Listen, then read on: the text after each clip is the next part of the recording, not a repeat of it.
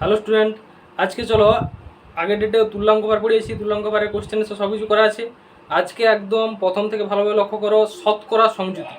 শতকরা কথার অর্থ কি? শতকরা কথার অর্থ হচ্ছে 100 ভাগের মধ্যে কত ভাগ, অর্থাৎ টোটাল আমি 100 ভাগ যদি ধরি তার মধ্যে রয়েছে কত ভাগ, সেটাই হচ্ছে শতকরা সংযুতি। শতকরা পরিমাণ মানে 100 ভাগের মধ্যে কত ভাগ। এবার শতকরা সংযুতি কোনো যৌগের ক্ষেত্রে কি হবে, শতকরা সংযুতি মৌলের ক্ষেত্রে কি হবে, সেটা ভালো করে লক্ষ্য করো। দেখো, 100 ভাগ ভরের মধ্যে কোনো যৌগ যত ভাগ ভরের কোনো মৌল বা মূলক উপস্থিত থাকে, অর্থাৎ যৌগের ভরটা যদি 100 হয়, সে 100 ভাগ ভরের কোনো যৌগের মধ্যে যত ভাগ ভরের কোনো মৌল বা মূলক উপস্থিত থাকে তাকে বলা হবে ওই মৌলের শতকরা পরিমাণ।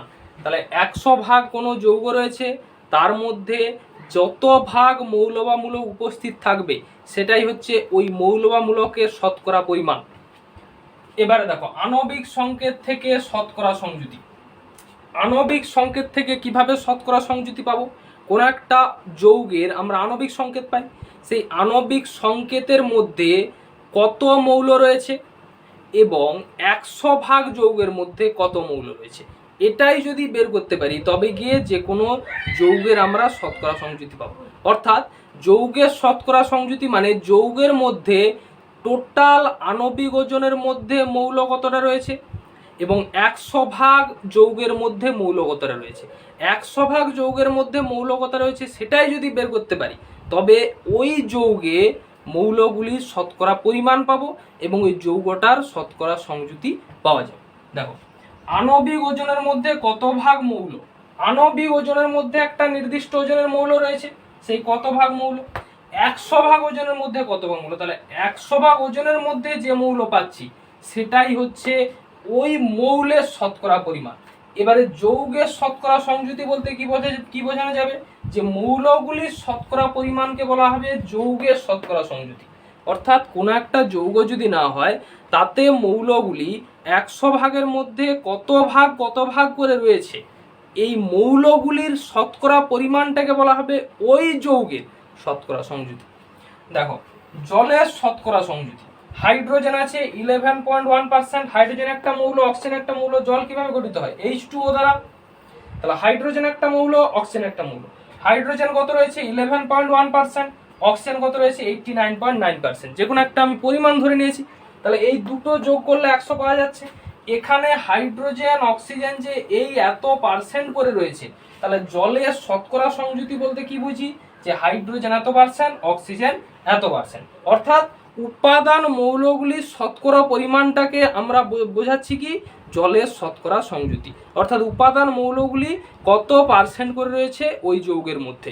প্রথমে যৌগের আণবিক ওজনের মধ্যে উপাদান মৌলগুলি কত রয়েছে, 100 ভাগ যৌগের মধ্যে উপাদান মৌলগুলি কত রয়েছে সেটাই পেয়ে গেলে, 100 ভাগের মধ্যে পেয়ে গেলে তবেই আমি কি পাবো, ওই যৌগের শতকরা সংযুতি পাবো। এবার একটা অ্যাপ্লিকেশন পোর্শনে চলে যায় ভালো করে ক্লিয়ার ভাবে বোঝার জন্য। Fe2O3 যৌগে FeO এর শতকরা পরিমাণ নির্ণয় করো। Fe2O3 তোমাকে যৌগ বলা আছে, যাতে FeO এর শতকরা পরিমাণ নির্ণয় করো। তাহলে আগে দেখতে হবে আণবিক ওজনের মধ্যে Fe কত আছে, আণবিক ওজনের মধ্যে Fe2O3 একটা আণবিক ওজন রয়েছে, তার মধ্যে Fe কত আছে, অক্সিজেন কত আছে সেটা আগে দেখতে হবে। তারপর 100 ভাগ Fe2O3 এর মধ্যে অক্সিজেন কত আছে, Fe কত আছে সেটাই বের করলে আমি পেয়ে যাব Fe আর অক্সিজেনের শতকরা পরিমাণ। প্রথমে Fe2O3 আণবিক ওজন বের করা হয়েছে 159.7। এবারে দেখো, মৌল বা মূলকের শতকরা পরিমাণ, এটা একটু মুখস্থ করতে হবে। মৌল বা মূলকের শতকরা পরিমাণ সমান মৌল বা মূলকের ভর বাই যৌগের আণবিক ভর ইনটু 100। এই সূত্র বরাবর বসিয়ে দিলে আমি পেয়ে যাব কি মৌল বা মূলকের শতকরা পরিমাণ। তাহলে এখানে Fe অক্সিজেন আছে মানে মৌল দুটো আছে। Feর ক্ষেত্রে দেখো কি হচ্ছে, Fe কত আছে টোটালটার মধ্যে, টোটাল আণবিক ওজন 159.7, তাহলে Fe কত আছে 159.7, এত ভাগ ওজনে Fe আছে 2 ইন্টু 55.85,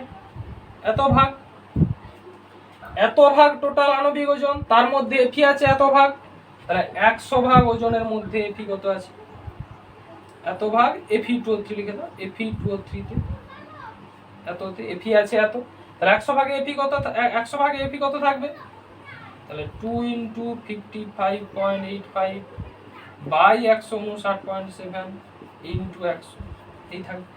তাহলে আমি বের করলাম আণবিক ওজনের মধ্যে এফি কত রয়েছে, তার পরিমাণ আগে বের করানো হয়েছে। 100 ভাগের মধ্যে এফি কত রয়েছে সেটাই আমি পার্সেন্টেজ বা শতকরা হিসেবে পাবো। তাহলে এটাই মান বেরিয়েছে দেখো 69.9। অক্সিজেনের ক্ষেত্রেও ঠিক একই রকম, যে টোটাল যৌগের আণবিক ভর 159.7, এটাকে যোগ করলে পেয়ে যাব 2 ইন্টু 55.85 প্লাস 16 ইন্টু 3 সমান কত, টোটাল কত হবে 159.7 হবে। তাহলে আমি টোটাল আণবিক ওজন বের করছি। প্রথমে আণবিক ওজনের মধ্যে এফি কত আছে, Fe2O3 এর আণবিক ভরের মধ্যে এফি কত আছে সেটা বের করানো হয়েছে। 100 ভাগের মধ্যে এফি কত আছে সেটা বের করানো হয়েছে। একই রকম অক্সিজেনের ক্ষেত্রে 159.7 এত ভাগ ওজনের Fe2O3 এর মধ্যে, Fe2O3 এর মধ্যে অক্সিজেন কত রয়েছে 48 ভাগ 16 ইন্টু 3 মানে 48 ভাগ একে কত রয়েছে 100 কত রয়েছে ওই কি না, তাহলে ওই একটাই পাবো যে 100।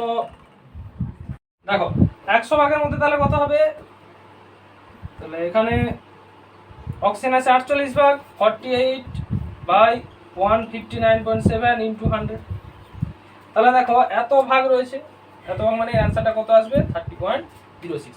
এবারে দেখো এইখান থেকে পাওয়া যাচ্ছে তাহলে 100 ভাগের মধ্যে টোটাল অক্সিজেন কত রয়েছে, 100 ভাগের মধ্যে টোটাল এই আয়রনটা কত রয়েছে। দুটোর আমি শতকরা পরিমাণ বের করেছি।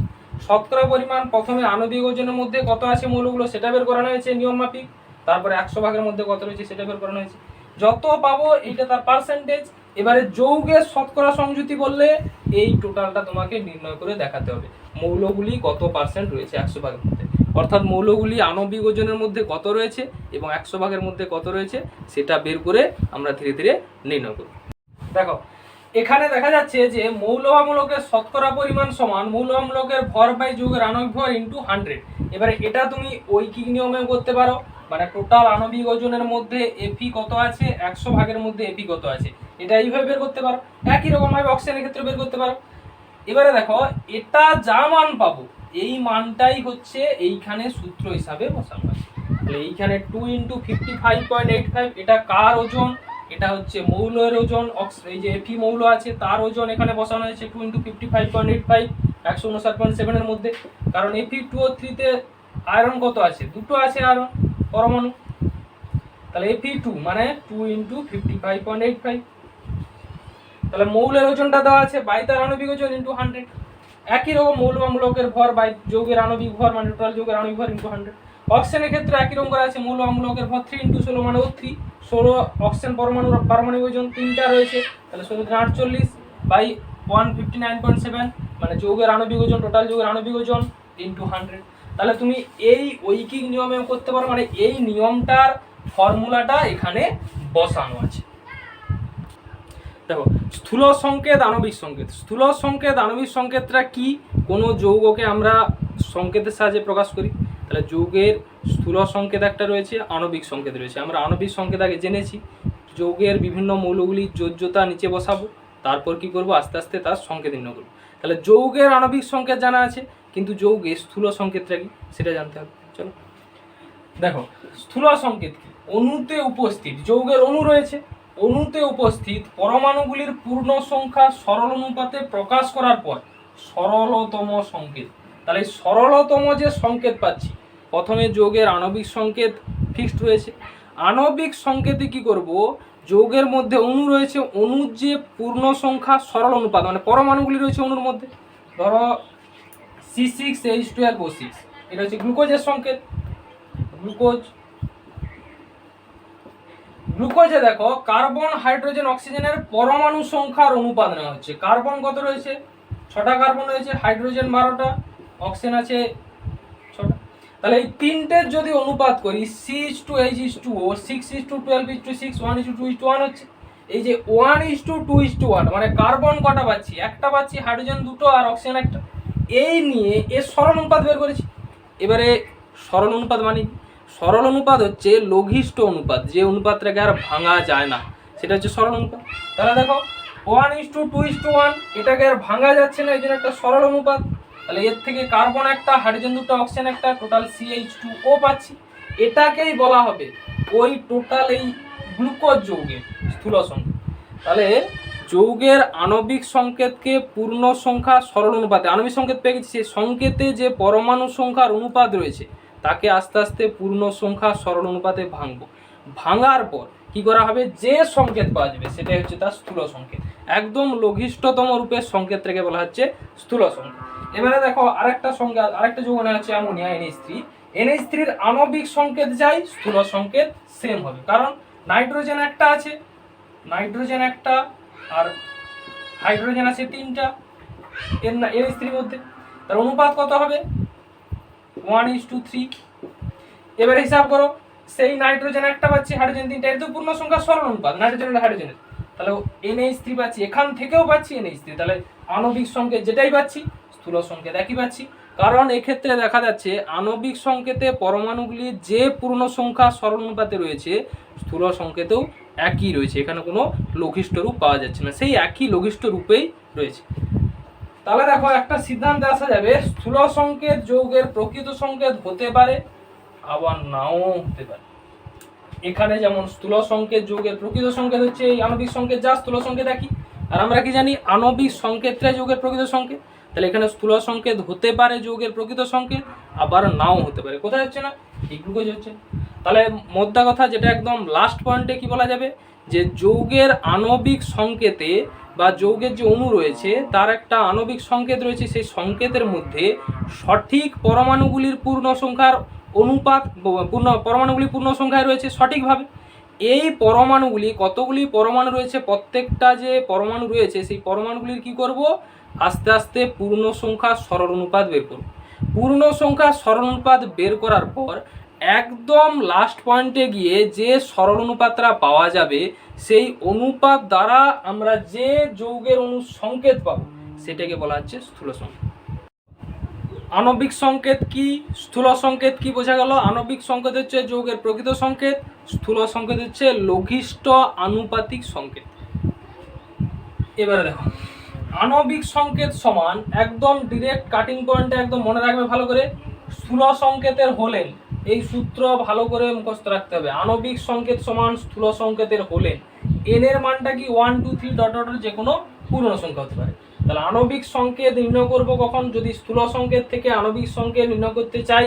আণবিক সংকেত সমান স্থূল সংকেতের হোল n, n এর মান হচ্ছে যে কোনো পূর্ণ সংখ্যা। এবারে যেমন উদাহরণে আসছে দেখো C6H12O6, ওই গ্লুকোজের সংকেত নেওয়া হয়েছে। এর স্থূল সংকেত কি ছিল, এটা আণবিক সংকেত, এটা গ্লুকোজের আণবিক সংকেত, যেটা অ্যাকচুয়াল সংকেত গ্লুকোজের। এখানে কি ছিল, যে C6H12O6 আর এই CH2 একটু আগে কি দেখেছি, গ্লুকোজের স্থূল সংকেত, এটা হচ্ছে স্থূল সংকেত। তাহলে আণবিক সংকেত সমান স্থূল সংকেতের হোলে CH2O তার হোল 6, তবে কি কিন্তু এটা হবে, কারণ কার্বন 6টা, হাইড্রোজেন 12টা, অক্সিজেন 6টা আছে এখানে পরমাণু সংখ্যা। এখানে দেখো CH2 হোল 6 করে দিলে তবে গিয়ে কার্বন 6টা হচ্ছে, হাইড্রোজেন 6 দুগুণে 12, অক্সিজেন 6। এই নিচেরটা সব সময় এগুলোর সঙ্গে গুণ হবে, পরমাণু সংখ্যার সঙ্গে গুণ হবে ব্র্যাকেট দেওয়া থাকলে। তাহলে কার্বন 6টা, হাইড্রোজেন 6 দুগুণে 12, অক্সিজেন হচ্ছে 6টা। তাহলে এখানে n এর মানটা যদি 6 হয় তবে গিয়ে এই আণবিক সংকেতের সঙ্গে স্থূল সংকেতের সম্পর্কটা পটে যাচ্ছে, নাহলে কিন্তু এই সম্পর্কের মাপটা আসছে না। তাহলে এখানে n এর মান কত বসাবো, 6 বসাবো, তবে এখানে C6H12O6 ছিল, এখানে CH2 এর হোল 6 বসালে তবে এখানে 6 এর সঙ্গে গুণ হয়ে C6H12 6 দুগুণে 12 O6 আসছে। এরপরে দেখো, তাহলে যৌগের আরেকটা আমি পাচ্ছি আরেকটা কন্ডিশন এখান থেকে, যৌগের আণবিক ভর সমান n ইনটু যৌগের স্থূল সংকেতের ভর। কিভাবে পাওয়া যাচ্ছে, যৌগের আণবিক ভর, এর আণবিক ভর নির্ণয় করি, কত হচ্ছে 12 ইনটু 6, 6টা কার্বন আছে, একটা কার্বনের 12, 6টার হচ্ছে 12 ইনটু 6, আচ্ছা প্লাস হাইড্রোজেনের হচ্ছে 1 পারমাণবিক ওজন 12টা আছে, তাহলে 12 গুণিত 1 প্লাস অক্সিজেনের 16 গুণিত 6, তাহলে যোগ করলে দেখবে 180 আসবে। 180টা কি পাচ্ছি, যৌগের আণবিক ওজন পাচ্ছি, n ইনটু যৌগের স্থূল সংকেতের ভর। তাহলে n এর মান কত, 6 পেয়ে গেছি, তাহলে সমান 6 ইনটু দেখো 30 30টা কি পাচ্ছি, 30টা হচ্ছে যৌগে 30টা হচ্ছে কি স্থূল সংকেতের ভর। স্থূল সংকেতের ভরটা নির্ণয় করি। CH2O তার ভরটা কত হচ্ছে কার্বনের 12 প্লাস কত হবে হাইড্রোজেনের 1 × 2 পারমাণবিক ওজন 1 দুটো আছে প্লাস অক্সিজেনের কত 16 যোগ করো 30 হচ্ছে। তাহলে দেখো স্থূল সংকেতের ভর পাচ্ছি 30 আর n এর মান কত 6, তাহলে 6 × 30 তবেই কিন্তু 180 হচ্ছে। তাহলে আণবিক ভরটা যদি বের করতে চাই n × যৌগের স্থূল সংকেতের ভর, অর্থাৎ স্থূল সংকেতের ভরের সঙ্গে যে কোনো একটা ইন্টিজার বা পূর্ণ সংখ্যা গুণ করতে হবে, তবেই গিয়ে আমি কি পাবো তার আণবিক ভরটা পাওয়া যাবে। অর্থাৎ 6 × 30 হচ্ছে, তবে গিয়ে দেখো 180 পড়ে যাচ্ছে। তাহলে এখানে যদি যৌগের আণবিক ভর নির্ণয় করতে বলে স্থূল সংকেতের ভর থেকে, তার সঙ্গে যে কোনো একটা ইন্টিজার গুণ করতে হবে যেটা তার সংকেত থেকেই আসবে। তাহলে n × যৌগের স্থূল সংকেতের ভর সমান যৌগের আণবিক ভর। স্থূল সংকেত কি, আণবিক সংকেত কি, কিভাবে আমরা স্থূল সংকেত বের করলে আণবিক সংকেত নির্ণয় করব, তার একদম ম্যাথমেটিক্যাল ফর্মুলা লক্ষ্য করুন। স্থূল সংকেত নির্ণয়ের একদম ম্যাথমেটিক্যাল ফর্মুলা পুরো মনে রাখতে হবে, নাহলে কিন্তু নির্ণয় করা যাবে না। স্থূল সংকেতের একদম টোটাল যে পয়েন্টগুলো আছে ভালো করে মুখস্থ করতে হবে, পর বের করা জানতে হবে। প্রথম পয়েন্টে আছে দেখো মৌল। মৌল মানে কি, কোন কোন মৌলগুলি তোমাকে ম্যাথে বলবে, যেমন ওই CH2O একটা স্থূল সংকেত বের করেছিলাম গ্লুকোজের, এখানে কার্বন ছিল মৌল, হাইড্রোজেন আর অক্সিজেন তিনটে মৌল ছিল। তাহলে তোমাকে অঙ্কে দেওয়া থাকবে মৌলগুলোর নাম কি কি, কার্বন হাইড্রোজেন অক্সিজেন কি নাইট্রোজেন দেওয়া থাকবে, এখানে মৌলের নাম পরপর বসাতে হবে। এরপরে আছে শতকরা পরিমাণ। শতকরা পরিমাণ মানে কোনো একটা যৌগে ওই মৌলগুলি কত পার্সেন্টেজ করে আছে সেটা তোমাকে দেওয়া থাকবে, তাহলে প্রত্যেকটা সোজা শতকরা পরিমাণ বসাতে হবে। তারপর আছে পারমাণবিক ওজন। পারমাণবিক ওজন প্রত্যেকটা মৌলের জানি, তাহলে মৌলগুলি সোজা তার পারমাণবিক ওজন বসাতে হবে। আপেক্ষিক পরমাণু সংখ্যা। আপেক্ষিক পরমাণু সংখ্যাটা কিভাবে পাবো, শতকরা পরিমাণ বাই পারমাণবিক ওজন, মানে প্রথমেরটা বাই দ্বিতীয়টা মনে রাখবে। মনে রাখার নিয়ম কি, মৌলের পর প্রথম পয়েন্ট বাই দ্বিতীয় পয়েন্ট, তবে গিয়ে পাবো আপেক্ষিক পরমাণু সংখ্যা। তাহলে আপেক্ষিক পরমাণু সংখ্যা সমান শতকরা পরিমাণ বাই পারমাণবিক ওজন। আমরা কি কোনটাতে যেতে চাইছি বা কি জানার জন্য এসব করছি, পূর্ণ সংখ্যায় অনুপাত বের করানোর জন্য পরমাণুগুলির। দেখো এর পরের পয়েন্ট কি, পূর্ণ পরমাণু সংখ্যা সরলতম প্রকাশ। তাহলে পরমাণু সংখ্যা সরলতম প্রকাশটা কিভাবে পাবো, আপেক্ষিক পরমাণু সংখ্যা বাই ছোট মান মানে স্মল ভ্যালু, অর্থাৎ এইখান থেকে যে আপেক্ষিক পরমাণু সংখ্যাগুলোর মান পাবো প্রত্যেকটা মৌলের জন্য, তার মানগুলো সোজা বসাবো বাই সব থেকে ছোট মান দিয়ে প্রত্যেকটাকে ভাগ করতে হবে। আমি ধরো এখানে ধরছি কার্বন হাইড্রোজেন অক্সিজেন, তার ক্ষেত্রে আপেক্ষিক পরমাণু সংখ্যার নির্দিষ্ট 3টে মান পাবো। 3টে নির্দিষ্ট মান পেলাম এখানে x y z। ধরো এখানে পরমাণু সংখ্যা সরলতম প্রকাশ মানে কি, আপেক্ষিক পরমাণু সংখ্যা, ধরো y মানটা সব থেকে ছোট মান, y মানটা কত সব থেকে ছোট মান। তাহলে টোটাল এই পরমাণু সংখ্যা সরলতম প্রকাশ যখন করব, তখন কার্বনের ক্ষেত্রে কি হবে x/y, হাইড্রোজেনের ক্ষেত্রে কি হবে y/z, y/y, আর অক্সিজেনের ক্ষেত্রে কি হবে z/y। তাহলে দেখো প্রত্যেকটা আপেক্ষিক পরমাণু সংখ্যাকে প্রত্যেকটা মৌলের জন্য কার্বন হাইড্রোজেন অক্সিজেন আমি কি দিয়ে ভাগ করছি, ছোট আপেক্ষিক পরমাণু সংখ্যার মান দিয়ে প্রত্যেকটাকে ভাগ করছি। ভাগ করলেই কি চলে আসবে, পরমাণু সংখ্যা সরলতম প্রকাশ চলে আসবে, মানে যে মানগুলো পাবো সেগুলো পরপর বসিয়ে দেবো, যেগুলো পরমাণু সংখ্যা সরলতম প্রকাশ হয়ে যাবে। এবারে পূর্ণ সংখ্যা, এবারে যদি দশমিকে ভ্যালু বেরো, কার্বন হাইড্রোজেন অক্সিজেনের ধরো দশমিকে বেরিয়েছে, যেমন ধরো 2.23 এরকম বেরিয়েছে, তাহলে এটাকে কি ধরা হবে, 2 ধরা হবে। একদম পূর্ণ সংখ্যায় তোমাকে প্রকাশ করতে হবে। কোনখানে ধরো বেরিয়েছে 1.51, তাহলে কি করতে হবে, 1.5টাকে 2 দিয়ে গুণ করলে আমি 3 পেয়ে যাব, পূর্ণ সংখ্যা পেয়ে যাব। তাহলে 1.5 × 2 করে দিতে হবে, তাহলে প্রত্যেকটাকে 2 দিয়ে গুণ করতে হবে। তাহলে এখানে দেখো 1.5 × 2 মানে 3 আর 2, তাহলে মান কত পাবো 2, 3, 2। তাহলে মোদ্দা কথা হচ্ছে পরমাণু সংখ্যা সরলতম প্রকাশের পর পূর্ণ সংখ্যায় তোমাকে প্রকাশ করতে হবে। পরমাণু এখানে ছিল মৌলগুলির পূর্ণ সংখ্যায় প্রকাশ, মানে এই যে মৌল বা পরমাণু বলতে পারো, কার্বন হাইড্রোজেন যে অক্সিজেন রয়েছে তাদের পূর্ণ সংখ্যায় তোমাকে প্রকাশ করতে হবে লাস্ট পয়েন্টে গিয়ে, তবে গিয়ে আমি তো স্থূল সংকেত পাবো। পূর্ণ সংখ্যার সরল অনুপাত পেয়ে গেলে এখান থেকে কি পাবো, আমি স্থূল সংকেত পেয়ে যাবো। তাহলে স্থূল সংকেত নির্ণয় করার জন্য এই পর স্টেপগুলো মনে রাখতে হবে। এগুলো না মনে রাখলে স্থূল সংকেত নির্ণয় করা যাবে না। তাহলে স্থূল সংকেত নির্ণয় করার জন্য স্টেপগুলো মনে রাখতে হবে, এবং স্থূল সংকেত নির্ণয় করার জন্যই আমি কিন্তু পূর্ণ সংখ্যার সরল অনুপাত বের করছি। কার না, পরমাণুগুলির। তাহলে পরমাণুগুলির পূর্ণ সংখ্যায় মানগুলো বের করব। তাহলে এখানে কার্বন কতগুলো আছে পাবো, হাইড্রোজেন কতগুলো আছে পাবো, অক্সিজেন কতগুলো আছে, তার অনুপাত দ্বারা যে সংকেতটা গঠিত হবে সেটাই আমরা স্থূল সংকেত হিসাবে কাউন্টিং করব। দেখো একটা অ্যাপ্লিকেশান পোর্শন রয়েছে, অ্যাপ্লিকেশান পোর্শন না জানলে কোনোখানেই আইডিয়া ঠিকঠাক পাবে না। এই জন্য আগে তোমাকে নিউমেরিক্যাল অ্যাপ্লিকেশান পোর্শন একদম ভালোভাবে কমপ্লিট করতে হবে, বিশেষ করে এই চ্যাপ্টার থেকে তো অতি অবশ্যই। তাহলে দেখো, একটি যৌগের বিশ্লেষণে পটাশিয়াম পাওয়া যাচ্ছে 31.83, ক্লোরিন পাওয়া যাচ্ছে 28.98, অক্সিজেন পাওয়া যাচ্ছে 39.19। শতকরা সংযুতি হিসাবে পাওয়া গেল, মানে 100 ভাগের মধ্যে এগুলো পরপর রয়েছে। যৌগটির আণবিক ভর 122.5 হলে ওর আণবিক সংকেত নির্ণয় করো। তাহলে তোমাকে দেওয়া আছে আণবিক ভর, দেওয়া আছে যৌগগুলির বিশ্লেষণে কত ভাগ করে আছে যৌগ পরপর দেওয়া আছে। একটা যৌগের বিশ্লেষণে পটাশিয়াম পাওয়া যাচ্ছে, ক্লোরিন পাওয়া যাচ্ছে, অক্সিজেন পাওয়া যাচ্ছে, এত ভাগ করে। শতকরা সংযুক্তি বলা আছে, মানে 100 ভাগের মধ্যে এত ভাগ, 100 ভাগের মধ্যে এত ভাগ। অক্সিজেন আছে 100 ভাগের মধ্যে এত ভাগ, এরকম পরপর পাওয়া যাচ্ছে। যৌগটির আণবিক ভর এত হলে আণবিক সংকেত নির্ণয় করো।